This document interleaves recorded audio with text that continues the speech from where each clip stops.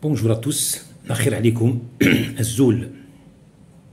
Il y a quelques jours, une dame, une nutritionniste, a posté une vidéo dans laquelle elle lance une alerte sur la nature cancérigène d'un pâté de l'entreprise Bellat. La dame a donné certaines explications pour dire, texto, qu'une partie d'un produit Bellat est cancérigène. C'est une accusation très très grave, c'est un propos très grave. Je pense que c'est un propos qui aurait pu et qui aurait dû faire sortir un procureur de son silence, parce que la loi donne au procureur le pouvoir de s'autosaisir dans certaines situations. Voilà.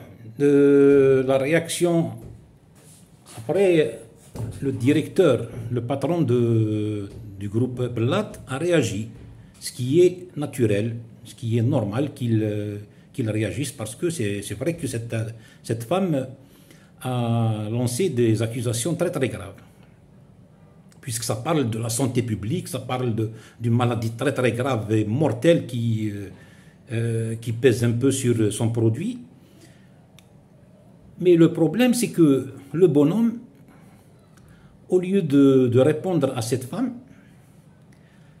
au lieu de démentir tout simplement ses propos et donner peut-être certaines explications pour dire que, voilà, que son produit n'est pas cancérigène, le monsieur s'est lancé dans une opération de misogynie inqualifiable, là où il parle du maquillage de la femme. Il parle avec un mépris sur la langue française. Elle a parlé en arabe et en même temps elle a utilisé des mots et même des phrases en français. C'est pas très important par rapport aux propos graves qu'elle a prononcés.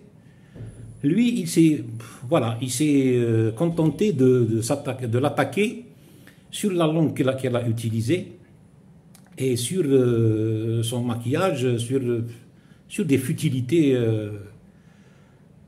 C'est incroyable et c'est incompréhensible de la part d'un patron qui est censé défendre son entreprise et qui est censé défendre son produit.